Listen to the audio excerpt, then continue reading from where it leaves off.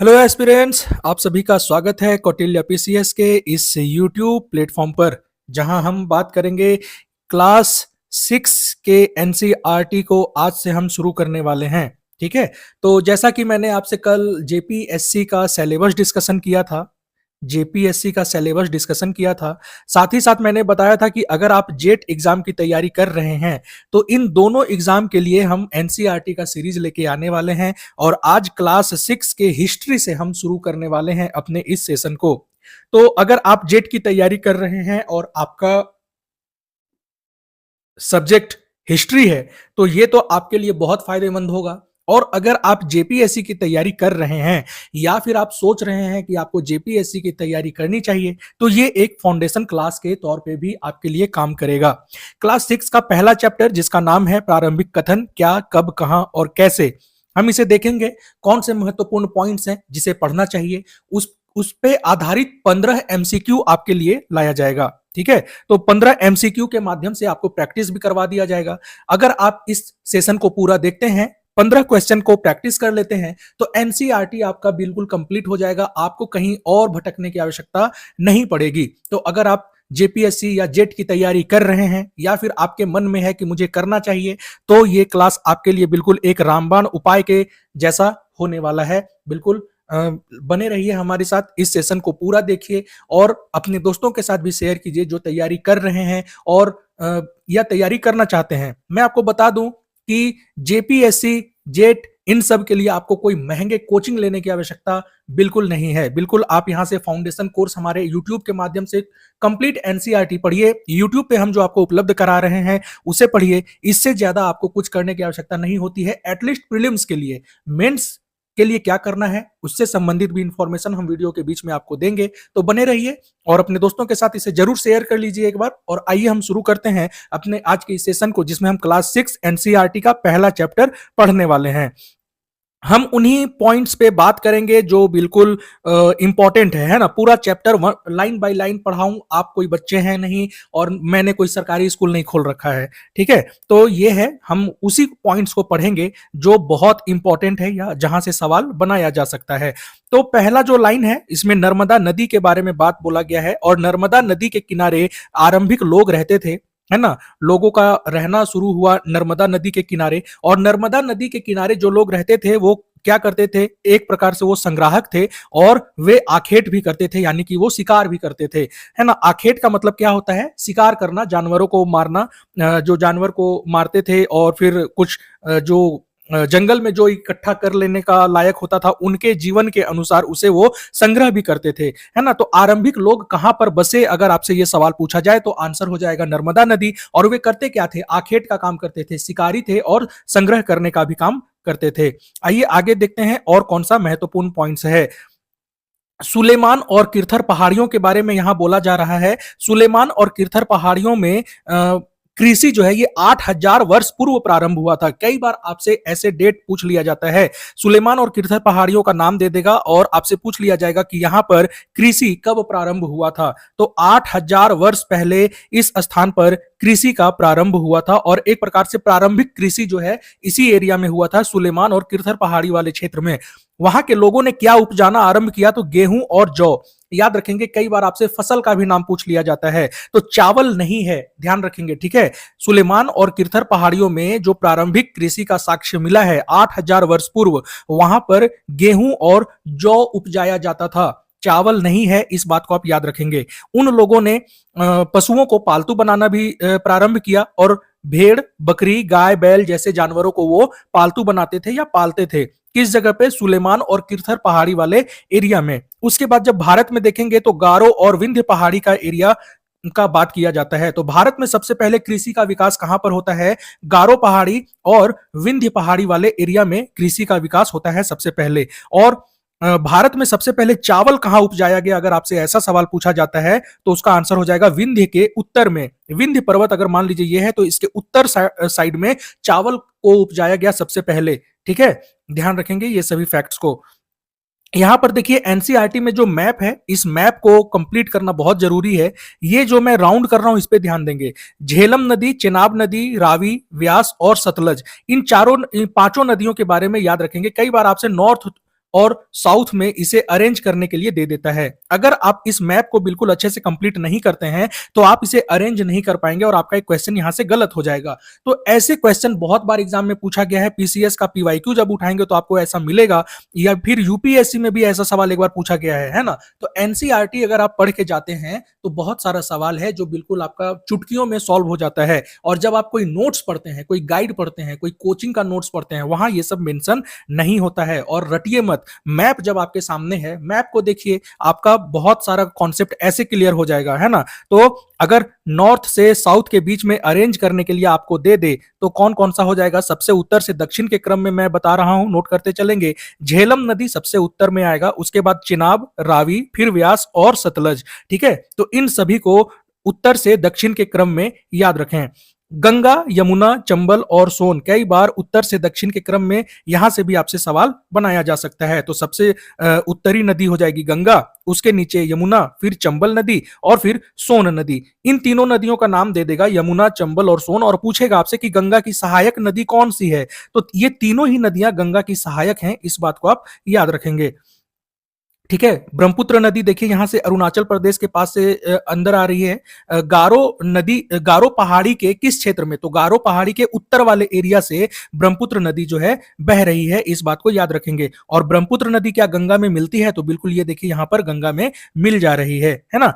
अब यहां देखिए सतपुड़ा पहाड़ियों के बारे में बात किया गया है। तो सतपुड़ा पहाड़ियां जो है ये नर्मदा और ताप्ती नदी के बीच में है, और नर्मदा और ताप्ती जो है ये अरब सागर में गिरते हैं, ये भी आप याद रखेंगे। अब दक्षिण भारत की कुछ नदियां हैं, उसे भी याद रखना जरूरी है। ये देखिए, गोदावरी, कृष्णा, तुंगभद्रा और पेन्नार उत्तर से दक्षिण के क्रम में इसे भी दिया जा सकता है। तो जो जो मैं आपको बस पॉइंट करके बताते चल रहा हूं, इन सब को आप अच्छे से पढ़ते चलेंगे, इसी आधार पे अपना नोट्स बना लेंगे, यहां से क्वेश्चन आपका छूटेगा नहीं। कावेरी नदी को ध्यान रखेंगे, सबसे दक्षिण में है कावेरी नदी, सबसे दक्षिण में है। गोदावरी, फिर कृष्णा, फिर तुंगभद्रा, फिर पेन्नार और कावेरी नदी सबसे दक्षिण में है, याद रखेंगे इस बात को। ठीक है, देखिए कई बार आपसे ऐसा सवाल पूछा जाता है, लक्षद्वीप भारत के किस क्षेत्र में स्थित है, तो ये वाला एरिया हो गया पश्चिम का, तो दक्षिण पश्चिम में लक्षद्वीप है।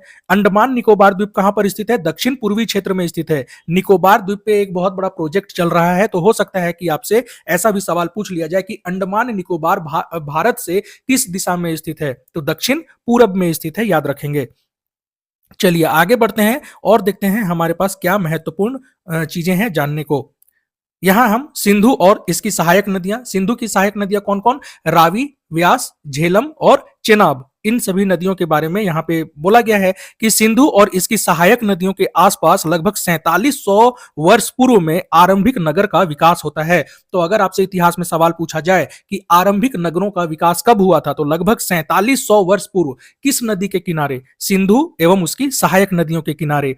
अगर आपसे पूछे कि गंगा के किनारे नगरों का विकास कब हुआ, तो गंगा नदी और उसकी सहायक नदियों के किनारे नगर का विकास जो है ये लगभग 2500 वर्ष पूर्व हुआ है। यानी कि सिंधु के किनारे नगर का विकास होने के बाद हुआ है गंगा के क्षेत्र में नगरों का विकास। तो सिंधु वाले क्षेत्र में हुआ है 4700 वर्ष पूर्व में नगरों का विकास, और गंगा नदी के किनारे 2500 वर्ष पूर्व में आपका नगरों का विकास होता है। ठीक है, तो नगर का विकास का आपसे पूछा जा सकता है, इन सभी फैक्ट्स को आप याद रखेंगे।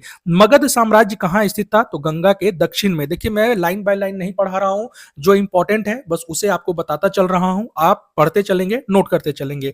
मगध साम्राज्य से पूछा जा सकता है कि ये कहां पर स्थित था, तो ये गंगा के दक्षिण में स्थित था मगध साम्राज्य, है ना। आपसे सवाल ऐसा भी पूछा जा सकता है कि जो प्रारंभिक लोग थे वो एक जगह से दूसरे जगह तक की यात्रा करते थे, अब उस यात्रा करने का कारण क्या क्या था, है ना। तो पहला कारण तो हो जाता है कि अपने को काम की तलाश होता था कि कुछ काम कर लें, जिंदा रह लें, या उस समय तो काम नहीं करते थे लोग, शिकार करते थे, है ना। कुछ खाना इकट्ठा करना होता था इसलिए, या किसी प्रकार का प्राकृतिक आपदा हो जाए तो लोग एक जगह से दूसरे जगह चले जाते थे। जो लोग अपना राज्य स्थापित कर चुके थे वे दूसरे क्षेत्र में अपने दूसरे क्षेत्र को जीतने के ख्याल से भी एक जगह से दूसरे जगह यात्रा करते थे। व्यापारी लोग व्यापार करने के लिए यात्रा करते थे। धार्मिक गुरु जो हैं ये अपने धर्म का प्रचार करने के लिए यात्रा करते थे, और कुछ लोग ऐसे भी होते थे जो नए नए स्थानों को खोजने की इच्छा रखते थे, इसलिए भी वो एक जगह से दूसरे जगह तक की यात्रा करते थे। देखिए एनसीईआरटी में ऐसा क्लियर आपको सारा रीजन बताया गया है। अगर आपको क्वेश्चन पूछा जाए तो एनसीईआरटी पर बेस्ड इन रीजंस पे आंसर देंगे तो आपका कभी गलत नहीं होगा और आप क्लेम भी कर सकते हैं कि हमने अपना आंसर एनसीईआरटी के अकॉर्डिंग दिया है, तो कोई आपका आंसर गलत भी नहीं कर सकता है। इसलिए इन सभी चीजों को याद रखना जरूरी है ना? चलिए आगे बढ़ते हैं और देखते हैं हमारे पास और क्या है। देखिए अब देश का नाम जो पड़ा है भारत या इंडिया, उसके उससे संबंधित कुछ फैक्ट्स हैं हमारे सामने। इंडिया जो है ये इंडस शब्द से निकला है और इसे इंडस को संस्कृत में क्या कहा जाता था? सिंधु। 2500 वर्ष पूर्व में ईरानियों और यूनानियों ने, है ना, ईरानी लोग जो हैं ये सिंधु को क्या कहते थे? हिंदोस। और यूनानी जो है ये इंडस कहते थे सिंधु को, है ना। सिंधु नदी के पूर्व में जो प्रदेश स्थित था उसे इंडिया कहा। तो सिंधु नदी के पूर्व में स्थित क्षेत्र को इंडिया कहा। किन्होंने? ईरानियों और यूनानियों ने। इसे याद रखेंगे, है ना। भरत नाम जो है ये पहले प्रयोग होता था किसके लिए? भरत कोई एक आदमी नहीं था, भरत कोई एक परिवार नहीं था। उत्तर पश्चिम में जो लोग रहते थे, इस प्रदेश के उत्तर पश्चिम क्षेत्र में जो लोग रहते थे, उस समूह के लिए भरत नाम का प्रयोग किया जाता है। और भरत नाम का सबसे पहला उल्लेख कहां मिलता है? ऋग्वेद में। ध्यान रखेंगे, संस्कृत की आरंभिक कृति ऋग्वेद में भरत का प्रयोग सबसे पहली बार मिलता है। इन सभी फैक्ट्स को याद करते हुए चलेंगे आप। अब एक हमारे सामने पॉइंट है पांडुलिपि। पांडुलिपि जिसे इंग्लिश में मैन्यूस्क्रिप्ट बोलते हैं। और ये पांडुलिपि क्या है? इसे हाथ से लिखा जाता था। हाथ से लिखा जाता था किन चीजों पर? या तो वो पेड़ का पत्ता होता था जिसे ताड़ का पत्ता हो गया, या फिर हिमालयी क्षेत्र में एक पेड़ होता था जिसे भूर्ज कहते हैं, तो भूर्ज के पत्ते को भोजपत्र बोला जाता है। ठीक है, तो या तो ताड़ पत्र या भोजपत्र पर हाथ से जो लिखा जाता था उसे पांडुलिपि कहते थे। ये देखिए यहाँ एक पांडुलिपि का फोटो भी है। ये कोई ताड़पत्र या भोजपत्र होगा और उस पे कुछ लोगों ने अपना कुछ लिखा है ना। इसी को बोला जाता है पांडुलिपि। पांडुलिपि किन चीजों पर लिखी जाती थी? ताड़पत्र या भोजपत्र पर। यहां देखिए आपको अगर ऑप्शन में चमड़ा दे देगा तो हो सकता है कि आपको लगेगा कि हाँ चमड़ा पर भी लिखता होगा। चमड़ा नहीं है, एनसीईआरटी के अकॉर्डिंग इसलिए पढ़ा रहा हूं। सिर्फ ताड़पत्र या भोजपत्र का ही बात करेंगे कि इसी पर जो लिखा गया है वही आपका पांडुलिपि कहलाता है। ये पांडुलिपि कहां पर मिला है? या तो मंदिर में या फिर विहार में। विहार क्या होता है? बौद्धों का पूजा स्थल होता था, है ना। बौद्धों का निवास स्थान होता था विहार। चैत्य होता है आपका पूजा का स्थल। ठीक है, तो मंदिर और विहारों में इन पांडुलिपियों की प्राप्ति हुई है। इन पांडुलिपियों में क्या क्या सब्जेक्ट होता था? धार्मिक मान्यता, लोगों का व्यवहार, राजाओं का जीवन, औषधि, विज्ञान आदि से संबंधित चीजें, साथ ही साथ महाकाव्य, कविताएं और नाटक आदि भी पांडुलिपियों पर लिखी गई है। तो देखिए इनमें से कोई भी 4 विकल्प आपको बना के दे दिया जा सकता है और आपसे पूछ लेगा कि इनमें से कौन सा सब्जेक्ट जो है वो पांडुलिपि में शामिल नहीं है। इसीलिए आपको ये पूरा याद रखना बहुत जरूरी है। पांडुलिपि ताड़ के पत्ते और भोज के पत्ते पर लिखा गया है। पांडुलिपि में धार्मिक मान्यताएं होती थी, सामाजिक व्यवहार होता था, राजाओं के जीवन की चर्चा होती थी, औषधि और विज्ञान के बारे में जानकारी मिलती है पांडुलिपि से, महाकाव्य, कविताएं और नाटक भी लिखी जाती थी पांडुलिपियों पर। पांडुलिपि किस भाषा में लिखी गई है आपसे ऐसा भी पूछा जा सकता है। तो पांडुलिपि को लिखने के लिए 2 भाषाओं का प्रयोग हुआ है। या तो वो संस्कृत भाषा है और प्राकृत और तमिल भाषा है। 3 भाषा, ठीक है, संस्कृत, प्राकृत और तमिल। आम लोग जो होते थे वो प्राकृत भाषा बोलते थे, संस्कृत विद्वानों की भाषा मानी जाती थी और तमिल जो है ये दक्षिण भारत के हिस्से में प्रयोग होता था। तो ताड़पत्र में किन भाषाओं का प्रयोग हुआ है अगर आपसे ऐसा पूछ लिया जाए? संस्कृत, प्राकृत, तमिल और पाली आपको ऑप्शन में दे देगा। तो पाली का प्रयोग नहीं हुआ है, ये बात आप याद रखेंगे। संस्कृत का प्रयोग हुआ है, तमिल का प्रयोग हुआ है और प्राकृत भाषा का प्रयोग हुआ है पांडुलिपि में। अब आगे देखते हैं अभिलेख के बारे में। अभिलेख क्या होता है? पत्थर अथवा धातु जैसे कठोर सतहों पर जो लिखा जाता था उसे अभिलेख कहते हैं। देखिए पत्ता पर जो लिखा गया है उसे पांडुलिपि कहते हैं और कठोर सतह पर जो लिखा जाएगा उसे अभिलेख कहते हैं। कठोर सतह मतलब या तो वो पत्थर होना चाहिए या तो वो धातु होना चाहिए, है ना। अब इन अभिलेखों में क्या क्या होता था? अगर कोई राजा भी लिखवाते थे, कोई आम आदमी जैसे बड़ा बहुत अमीर आदमी है, उस समय का जो अनिल अंबानी, मुकेश अंबानी होता होगा, वो लोग भी अपने लिए अभिलेख लिखवा सकते थे। तो वो अपने कार्यों का विवरण देते थे। अगर कोई राजा है तो उस अभिलेख के माध्यम से अपनी लड़ाई में किस प्रकार से जीत हासिल किया ये बताता था उस अभिलेख के माध्यम से। ठीक है, तो अभिलेख और पांडुलिपि में क्या अंतर है? अभिलेख जो है ये आपका कठोर सतह पे लिखा जाता है जैसे पत्थर या धातु, और वही पांडुलिपि जो है ये आपका पत्तों पर लिखा जाता था, चाहे वो ताड़ का पत्ता हो या फिर भोज का पत्ता हो। ठीक है, अब जो इन सभी चीजों का अध्ययन करते हैं उन्हें पुरातत्वविद कहते हैं। पुरातत्वविद पत्थर और ईंट से बनी इमारत का अवशेष, चित्र, मूर्तियां, और देखिए बताता हूं मैं, उनका अध्ययन करते हैं। औजार, हथियार, बर्तन, आभूषण, सिक्का, इन सब का अध्ययन करते हैं। ठीक है, उस समय के जानवर, चिड़िया, मछली, इन सब का हड्डी ढूंढते थे और इन सब का अध्ययन करके जो निष्कर्ष निकालते हैं उन लोगों को क्या कहा जाता है? पुरातत्वविद। तो पुरातत्वविद किन चीजों का अध्ययन करते हैं, ध्यान रखेंगे। पुरातत्वविद पांडुलिपि, अभिलेख और जो उस समय के अवशेष प्राप्त हो जाएं उन सब से अध्ययन करते हैं और उसे स्रोत शब्द का नाम देते हैं कि इतिहास का स्रोत जानने का ये एक स्रोत है, इतिहास की जानकारी का एक स्रोत है। क्या क्या? पांडुलिपि, अभिलेख और जो उस समय के पुरातात्विक अवशेष मिलते हैं वो। ध्यान रखेंगे कि फसल अवशेष जो है उसे स्रोत के रूप में नहीं गिना जाता है। कई बार ऐसा सवाल पूछा गया है, तो फसल का अवशेष जो है इसे स्रोत के रूप में नहीं गिना जाता है, क्योंकि फसल का अवशेष तो समाप्त हो जाएगा ना, बीज वगैरह बहुत दिन तक थोड़ी सेफ रह पाता है। तो इन सब चीजों को याद रखिएगा, जो जो चीजें मैं आपको हाईलाइट करके बताया हूं उन्हें याद रखेंगे। यहां से 2 पॉइंट आपको जानना जरूरी है हिस्ट्री में जो यूज होता है। एक है बीसी, जिसे हम ईसा पूर्व कहते हैं, इसे इंग्लिश में बिफोर क्राइस्ट कहा जाता है, और दूसरा है एडी, जिसे एनो डोमिनी कहते हैं, यानी कि बिफोर क्राइस्ट ईसा मसीह के जन्म से पहले की चीजें हैं और एनो डोमिनी ईसा मसीह का जन्म जिस वर्ष में हुआ था उसे कहा जाता है। तो बीसी और एडी का इतिहास के नजरिए से क्या महत्व है इसे जरूर याद रखेंगे। पहले चैप्टर में एनसीईआरटी के पहले चैप्टर में इतना ही पॉइंट आपको जानना होगा जो मैं आपको बता चुका हूं। इसमें कुछ फैक्ट्स हैं जो लास्ट में यहां दिया गया है, इन्हें याद रखेंगे। कृषि का आरंभ 8000 ईसा पूर्व में हुआ था, 8000 वर्ष पूर्व में हुआ था। कौन सा पहाड़ था? वो पहाड़ मैंने बताया है, दोनों पहाड़ों का नाम आप याद रखेंगे। सिंधु नदी के किनारे नगर का विकास कब हुआ था? 4700 वर्ष पूर्व में। और गंगा घाटी में नगर का विकास कब हुआ था? 2500 वर्ष पूर्व में। इसे आप जरूर याद रखेंगे, यहां से क्वेश्चन बनाए जाने की संभावना बहुत ज्यादा रहती है। तो एनसीईआरटी का ये पहला चैप्टर था जो कि मैंने आपके साथ डिस्कस किया। अब हम देखते हैं इस पर आधारित 15 महत्वपूर्ण प्रश्नों को।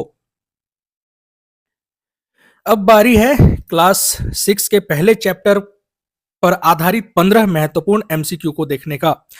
इसे शुरू करने से पहले मैं आपको याद दिला दूं कि अगर आप जेट एग्जाम की तैयारी कर रहे हैं और अगर आपका सब्जेक्ट हिस्ट्री है तो आपके लिए एनसीईआरटी क्लास 6 से लेके 12 तक को कंप्लीट करना बहुत ज्यादा इंपॉर्टेंट हो जाता है। हम जो यहाँ पर सीरीज लेके आ रहे हैं, यहाँ क्लास 6 से लेके 12 तक को बिल्कुल कंप्लीट किया जाएगा। अच्छे से ऐसे ही कंप्लीट करेंगे। पहले मैं आपको पूरे चैप्टर के इंपॉर्टेंट पॉइंट्स बताऊंगा, उसके बाद 15 महत्वपूर्ण एमसीक्यू का प्रैक्टिस भी आपको करवा दिया जाएगा। ऐसा ही हम पॉलिटिकल साइंस के साथ भी करने वाले हैं। तो अगर आप हिस्ट्री या फिर पॉलिटिकल साइंस के साथ जेट एग्जाम की तैयारी कर रहे हैं तो हमारे चैनल को जरूर सब्सक्राइब करें। साथ ही साथ ये जो सेशन चलाया जा रहा है ये जेपीएससी के लिए भी बराबर रूप से महत्वपूर्ण रहने वाला है। आइए शुरू करते हैं अपने एमसीक्यू को, ठीक है, जो कि क्लास 6 पर आधारित है, बिल्कुल एनसीईआरटी पर है। पहला अध्याय का नाम क्या था? क्या, कहां, कैसे और कब। इससे संबंधित महत्वपूर्ण फैक्ट्स को हमने अभी देखा और अब हम एमसीक्यू को प्रैक्टिस कर लेते हैं। एमसीक्यू में आंसर को भी इंक्लूड कर दिया गया है। ये पीडीएफ आपको हमारे व्हाट्सएप ग्रुप में प्रोवाइड करा दिया जाएगा। व्हाट्सएप ग्रुप को ज्वाइन करने के लिए स्क्रीन पर जो नंबर दिख रहा है आपको, आप उस नंबर पर व्हाट्सएप के माध्यम से कांटेक्ट कर सकते हैं या फिर आप हमारे डिस्क्रिप्शन बॉक्स में भी जा सकते हैं जहां आपको व्हाट्सएप ग्रुप का लिंक मिल जाएगा। ठीक है, आइए शुरू करते हैं अपने एमसीक्यू के सेशन को। पहला क्वेश्चन है हमारे सामने, भारत में सबसे पुराने मानव निवासों के प्रमाण कहां से प्राप्त हुए हैं? आपके ऑप्शंस हैं मेहरगढ़, ऑप्शन बी है भीमबेटका, ऑप्शन सी है मोहनजोदड़ो और ऑप्शन डी है कालीबंगन। तो इसका आंसर क्या हो जाएगा? भीमबेटका। यहां पर गुफाओं में लोग रहते थे और भीमबेटका में भी बहुत सारे चित्र अवशेष मिले हैं, है ना, चित्र वगैरह का अवशेष मिला है भीमबेटका से। भीमबेटका जो है ये आपका मध्य प्रदेश में स्थित है ना। चलिए आगे बढ़ते हैं और देखते हैं क्वेश्चन नंबर 2 को। इतिहास का अध्ययन मुख्यतः किस पर आधारित होता है? देखिए यहाँ 4 ऑप्शन दिया गया है। आंसर आप नहीं देखेंगे पहले, ठीक है, आंसर मत देखिए, पहले आप खुद से आंसर देने का प्रैक्टिस कीजिए। तो इतिहास का अध्ययन जिसे हम स्रोत नाम दिए थे। ये स्रोत क्या क्या होता था? ग्रंथ या लेख। उस समय पे ग्रंथ या लेख तो होता नहीं है, इसे हम सोर्स का नाम कैसे दे सकते हैं? कथा और लोकगीत ये स्रोत हो नहीं सकता है। तो जो पुरातात्विक साक्ष्य हैं, इसे ही इतिहासकारों ने स्रोत का नाम दिया था। मैं अभी अभी आपको सेशन में बताया था। चलिए, थर्ड जो क्वेश्चन है, इतिहास शब्द की उत्पत्ति किस भाषा से हुई है? आपके सामने ऑप्शन हैं ग्रीक, संस्कृत, लैटिन, पाली, और इसका आंसर क्या हो जाएगा? संस्कृत। मैंने अभी अभी आपको बताया कि संस्कृत शब्द बहुत सारा अथर्ववेद, सॉरी ऋग्वेद और बहुत सारे ऐसे जगहों पे पांडुलिपि वगैरह में भी संस्कृत शब्द का इस्तेमाल होता था, संस्कृत भाषा का इस्तेमाल होता था, और इसी में से इतिहास शब्द को निकाला गया है। चलिए आगे बढ़ते हैं और देखते हैं क्वेश्चन नंबर 4 को। आरंभिक लोग कहां रहते थे? इसका सबसे अच्छा उत्तर क्या हो सकता है? आपके सामने ऑप्शंस हैं, केवल नदियों के किनारे, केवल पहाड़ों पर, ऑप्शन सी है नदी, जंगल, पहाड़ जहां भोजन और पानी मिलता था, और ऑप्शन डी नगर में। तो प्रारंभिक लोग कहां रहेंगे? जहां उन्हें हर चीज उपलब्ध हो सकता है। तो ऑप्शन सी इसका सही आंसर हो जाएगा। नगर का विकास तो 4700 वर्ष पूर्व प्रारंभ हुआ था, सिंधु और उसकी सहायक नदियों के किनारे। ये भी आप याद रखेंगे। चलिए आगे देखते हैं। क्वेश्चन नंबर 5 है हमारे सामने, हिमालय से निकलने वाली नदियां कौन सी है? तो इन सभी ऑप्शंस में आप देखेंगे तो गंगा और यमुना है, जिसके बारे में मैं आपको बताया था। गंगा, यमुना, चंबल और सोन, अगर इसको नॉर्थ से साउथ के रूप में अरेंज करने को दिया जाए तो आप हमें कमेंट बॉक्स में बताएंगे कि उत्तर से दक्षिण की दिशा में जाते हुए गंगा, यमुना, चंबल और सोन का क्रम क्या होगा। ठीक है, आप हमें कमेंट बॉक्स में जरूर बताएं। अगर आप हमारे सेशन को देख रहे होंगे बिल्कुल ध्यान से, तो इसका आंसर हमने अपने सेशन में दे दिया है।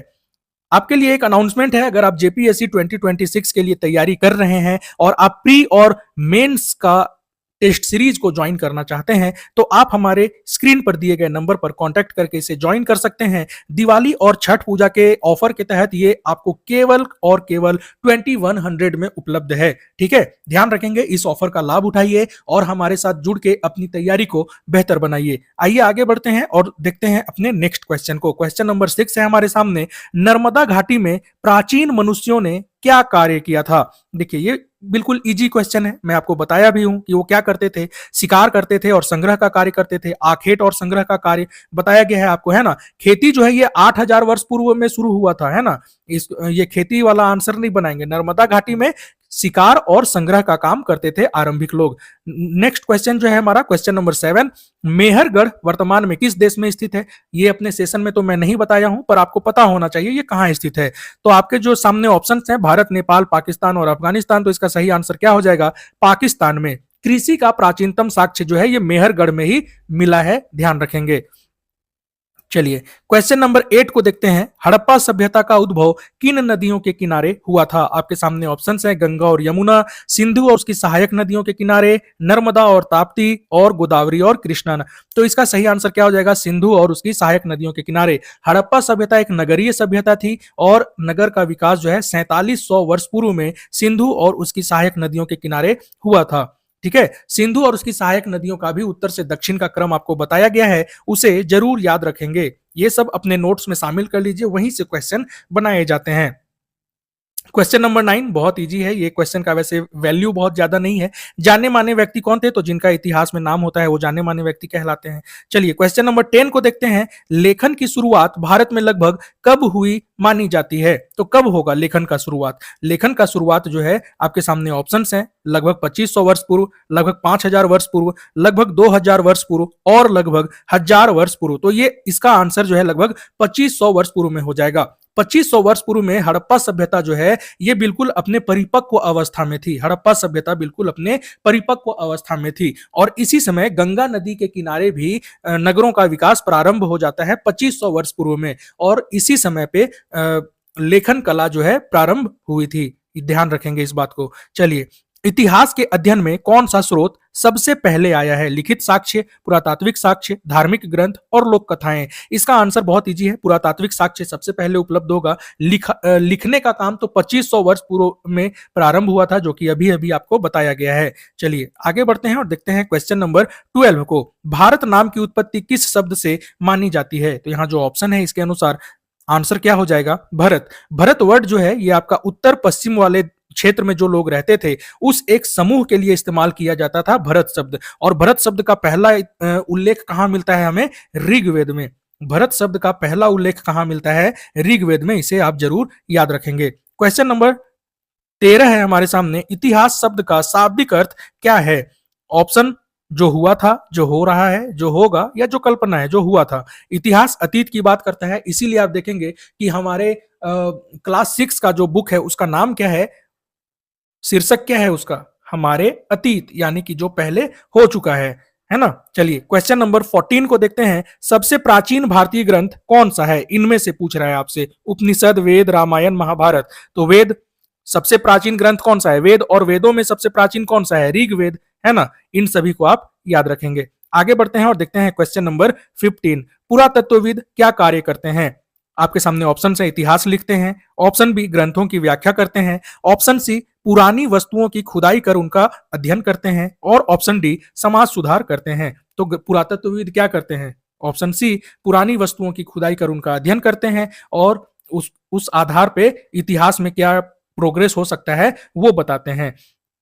तो ये था हमारे 15 क्वेश्चन का एक सेशन, जो कि एनसीईआरटी के क्लास 6 के पहले चैप्टर से संबंधित था। अगर आप अपनी तैयारी को बेहतर बनाने के लिए उत्सुक हैं और आप किसी बहुत महंगे इंस्टीट्यूट से नहीं जुड़ सकते हैं, तो आप हमारे साथ जरूर जुड़ें। आपको पूरा कोर्स यूट्यूब पर फ्री ऑफ कॉस्ट उपलब्ध करा दिया जाएगा। और मेंस, जेपीएससी मेंस और जेपीएससी प्री का जो टेस्ट सीरीज है उसके लिए एक बहुत ही मिनिमम फीस रखा गया है। आप अदर कोचिंग में जाएंगे तो वहां पर आपसे 5,000, 6,000, बहुत सारे कोचिंग तो 6,000 तक चार्ज करते हैं। ठीक है, तो ये एक बहुत ही मिनिमम फीस रखा गया है, क्योंकि जो हमारे टीचर्स हैं जो कॉपी चेक करके आपको रिव्यू देंगे उन्हें ये पेड करना होता है। इसलिए 2100 में आप ज्वाइन कर सकते हैं हमारे इस सेशन को।